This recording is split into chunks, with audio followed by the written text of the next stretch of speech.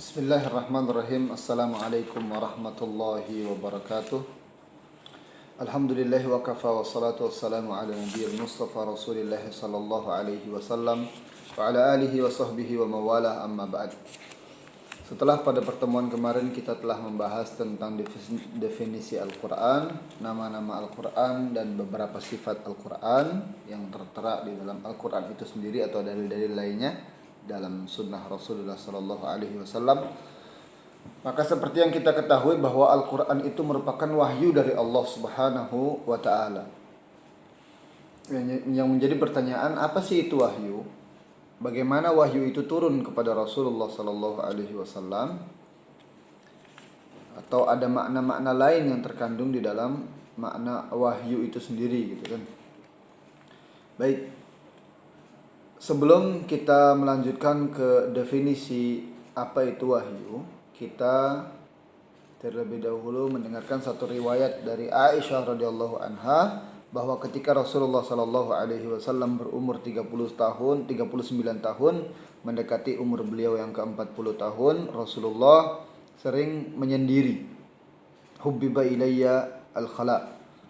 Rasulullah diberikan kecintaan pengen selalu menyendiri dari kaumnya. Akhirnya dipilihlah satu tempat namanya Gua Hiro.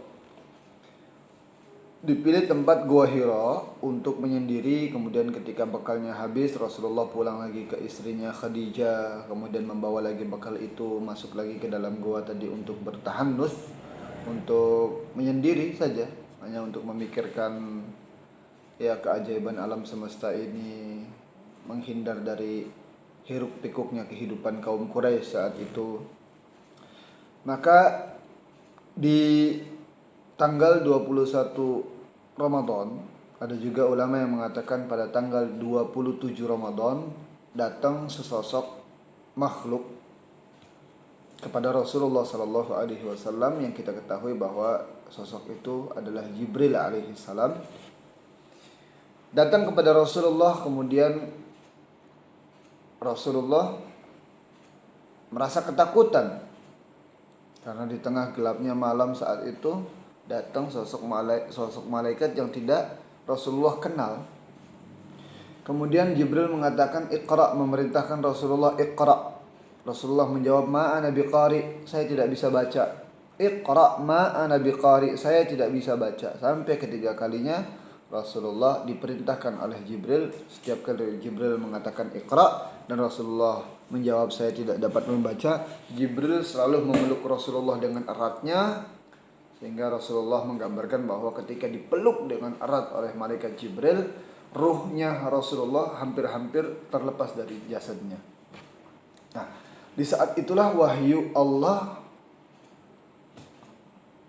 turun pertama kali kepada Rasulullah sallallahu alaihi wasallam, yaitu di Gua Hiro.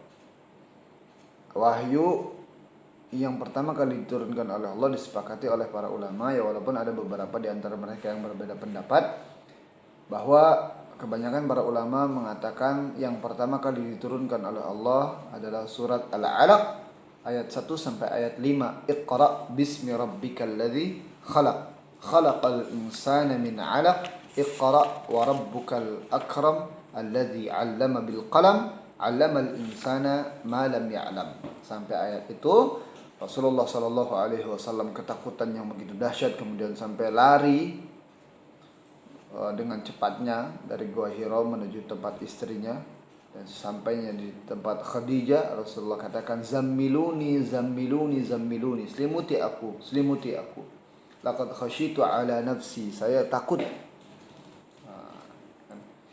Jadi wahyu pertama kali diturunkan oleh Rasulullah, oleh Allah kepada Rasulullah adalah Iqra, surat Iqra dari ayat 1 sampai ayat ke-5.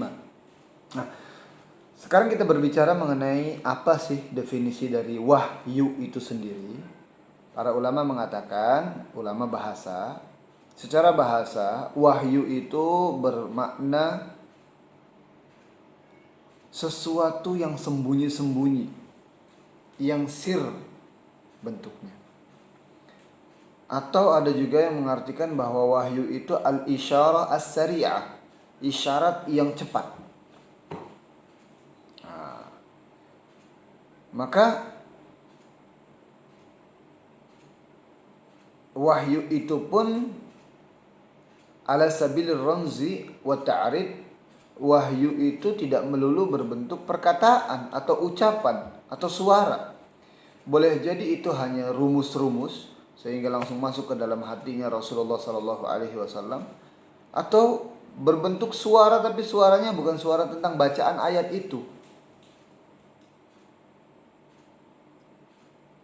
Kayak seperti suara lonceng berdering atau dengingan di telinganya Rasulullah, tapi kemudian di dalam hatinya Rasulullah sudah ada ayat atau surat-surat yang turun kepada Rasulullah Sallallahu Alaihi Wasallam. Nah, maka secara bahasa wahyu itu memiliki beberapa makna. Ada 5 makna setidaknya yang disebutkan di dalam kitab Mana'ul Qattan ini fi ulumil Quran. Makna yang pertama, bahwa wahyu itu bisa bermakna ilham fitri lil insan. Ilham, satu ilham yang fitrah untuk manusia. Fitrahnya manusia. Seperti yang disebutkan oleh Allah Subhanahu wa taala di dalam surat An-Nahl. Dalam surat An-Nahl ayat 68 Allah berfirman, wa auhayna ila ummi Musa an ardi'ihi. Fitrahnya manusia kalau punya anak dia pengen menyusui, ya kan? Maka ketika Nabi Musa alaihi salam diperintahkan oleh Allah, artinya ibunya diperintahkan oleh Allah untuk membiarkan Nabi Musa di atas Nil dibuang. Tapi instingnya, fitrahnya manusia itu pengen menyusui, fitrahnya seorang ibu ingin menyusui anaknya. Nah, maka turunlah satu wahyu. Wa auhayna ila Musa, kami wahyukan ila ummi Musa, kepada ibunya Musa, an ardi'ihi, untuk menyusuinya. Ya, fitrahnya manusia ingin menyusui, kemudian diwahyukan oleh Allah juga akan disusui oleh ibunya juga Musanya itu. Walaupun dia sudah jauh ke sana kemari gitu kan, mengalir dengan aliran sungai Nil, tapi kemudian bayi Musa justru diambil oleh istrinya Fir'aun. Kemudian istrinya Fir'aun memilih ibunya Musa untuk menyusui anak tersebut. Jadi dikembalikan lagi. Nah, ini fitrahnya manusia, diwahyukan kepada Ummi Musa, ibunya Musa. Yang kedua, makna yang kedua dari wahyu itu sendiri adalah ilham al-gharis lil hayawan. Ilham berupa insting kepada hayawan. Jadi instingnya hewan untuk bertelur, berpindah tempat segala macam itu mungkin berupa wahyu dari Allah Subhanahu wa taala, atau wahyu yang berupa insting bagi hewan itu tersebut. Seperti yang dikatakan oleh Allah, wa auha rabbuka ilan nahli an ittakhidhi minal jibali buyuta. Dan Tuhanmu mewahyukan kepada seekor lebah agar ia menjadikan gunung-gunung sebagai rumah-rumah mereka. Jadi memang instingnya hewan itu akan membuat rumah-rumah. Dan lebah membuat rumah-rumah mereka di gunung-gunung. Ini sudah insting. Tapi yang insting yang seperti itu ternyata diwahyukan dan diberitahu oleh Allah Subhanahu wa taala. Ya. Jadi bukan tiba-tiba gitu saja si lebah itu bikin rumah di atas bukit, tapi memang diwahyukan oleh Allah Subhanahu wa taala. Kemudian yang ketiga, wahyu bermakna al-isyarah as-sari'ah ala sabir rumzi wal iha. Wahyu bermakna isyarat yang cepat, kode-kode yang begitu cepat. Jadi ada kode ini segala macam, itu boleh dikatakan wahyu. Di dalam surat Maryam ayat 11 dikatakan fa kharaja ala qaumihi minal mihrab fa auha ilaihim an sabbihu bukratan wa asiyya. Kemudian Zakaria keluar menemui kaumnya dari mihrabnya, dari tempat pengimamannya. Fa auha ilaihim. Kemudian diwahyukan kepada mereka. Wahyunya apa? Wahyunya berbentuk kode-kode saja, seakan-akan ada perasaan di antara mereka. Perasaan itu langsung masuk untuk apa? Ansabbihu bukratan wa asiyya, untuk mereka agar bertasbih kepada Allah siang dan malam. Adakah perintahnya? Maksudnya, adakah ucapan dari Zakaria itu sendiri? Tidak. Adakah perintah berbentuk tulisan? Tidak ada. Tapi perintah itu langsung masuk ke dalam hati mereka. Ada perintah untuk bertasbih siang dan malam. Ya, jadi makna yang ketiga adalah isyarah as-sari'ah, kode-kode yang cepat. Kemudian makna yang keempat, wahyu itu bisa bermakna waswasatis sayatin. Waswas adalah gangguan atau bisikan dari setan. Wa tazyinuhu lisyarr, dan hiasan mereka untuk satu kejahatan. Setan membisikkan kepada kita dan menjadikan segala sesuatu yang kita pandang, walaupun itu adalah keburukan, dilihat baik terus, indah terus, pengen kita melakukannya. Itu namanya wahyu dari setan. Jadi kalau ada orang mengatakan, oh dia dapat wahyu dari setan, itu boleh juga dikatakan seperti itu. Karena dalam Al-Quran disebutkan, wa inna syayatina la yuhuna ila awliyaihim liyujadilukum. Sesungguhnya para syaitan itu mewahyukan kepada para auliyanya, yaitu kepada para kawan-kawannya dari pihak manusia, dari bangsa manusia, dengan wahyu tadi, liyujadilukum, agar mereka melawanmu dan menentangmu. Makna yang keempat dari wahyu secara bahasa, yaitu ma yulqihillah ila malaikatihi, apa-apa yang diwahyukan oleh Allah kepada para malaikatnya. Jadi wahyu itu tidak melulu dari Allah kepada manusia, tapi boleh jadi Allah memerintahkan kepada malaikat, itu pun kita sebut dengan wahyu. Apa dalilnya?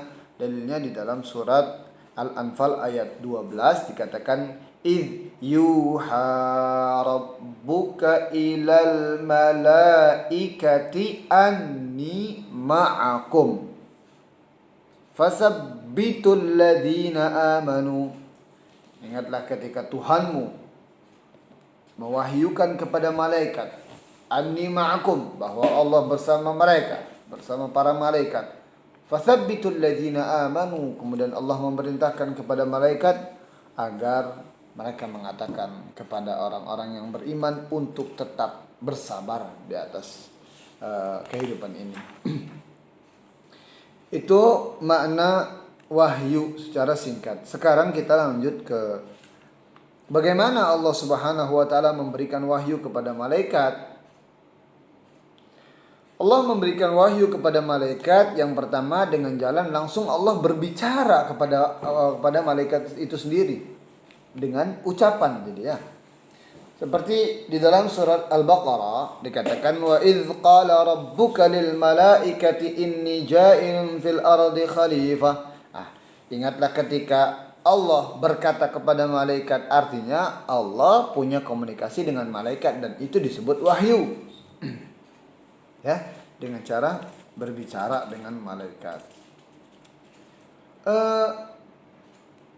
Yang kita ketahui di dalam surat Al-Qadar, tafsir surat Al-Qadar, inna anzalnahu fi lailatul qadar. Sesungguhnya kami turunkan Al-Quran pada malam Lailatul Qadar, iya kan? Malam Lailatul Qadar itu Al-Quran diturunkan dari Baitul Izzah, singgasananya Allah, ke Baitul Maqdis. Dari Lauhil Mahfuz, tempatnya Allah, singgasananya Allah. Astagfirullah. Salah. Maksud saya, mohon maaf. Allah turunkan Al-Quran itu dari Baitul Izzah, singgasananya Allah, ke Lauhil Mahfuz, langit pertama dunia kita ini. Itu nama ada Lauhil Mahfuz. Catatan amalan kita, catatan takdir kita disimpan di Lauhil Mahfuz. Begitupun Al-Quran pada malam itu inna anzalnahu fi lailatul qadar, diturunkannya Al-Qur'an ke langit yang pertama, yaitu langit Lauhil Mahfuz itu. Baru Al-Qur'an turun kepada Rasulullah itu secara berangsur-angsur. Berapa lama? 23 tahun lamanya. 13 tahun berada di Makkah, 10 tahun berada di Madinah. Turun Al-Qur'an. Dengan berdasarkan sebab turunnya Al-Quran itu atau kejadian-kejadian yang berlaku di masa Rasulullah, kemudian Rasulullah mungkin tidak bisa menjawab permasalahan saat itu dan diwahyukan oleh Allah, maka turun satu ayat yang berkaitan dengan kejadian tadi.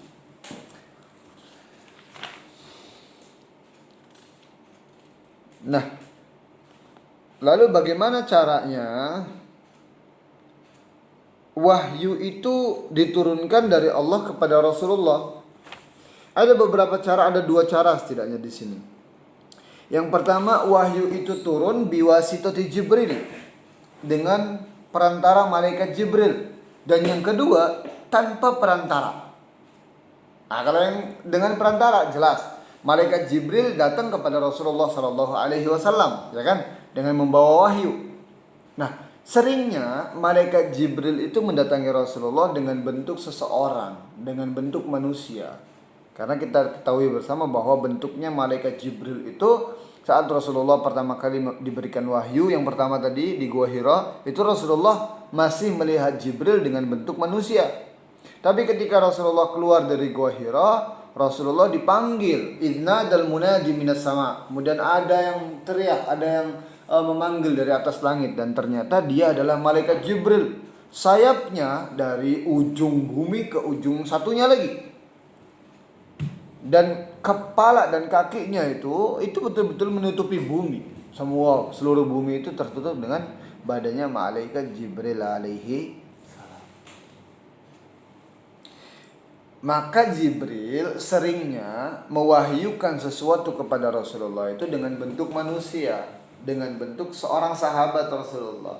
Dan orang sahabat yang sering diserupai wajahnya oleh malaikat Jibril yaitu bernama Dihya Al-Kalbi. Dihya Al-Kalbi. Dan ada beberapa caranya bagaimana malaikat Jibril itu memberikan wahyu kepada Rasulullah Sallallahu Alaihi Wasallam. Yang pertama tadi dengan perantaraan malaikat Jibril, artinya Rasulullah diberikan wahyu oleh Allah ya melalui perantara malaikat Jibril. Boleh jadi malaikat Jibril dengan bentuk aslinya, atau boleh jadi malaikat Jibril dengan bentuk seorang sahabat tadi namanya Dihya Al-Kalbi. Yang kedua, huwa alladzi la wasitatun fi, tanpa perantara, tanpa malaikat Jibril. Bagaimana tanpa perantara itu? Yang pertama, boleh jadi Rasulullah bermimpi dan mimpinya mimpi nyata. Dan mimpi itu berupa wahyu. Mimpi berupa wahyu.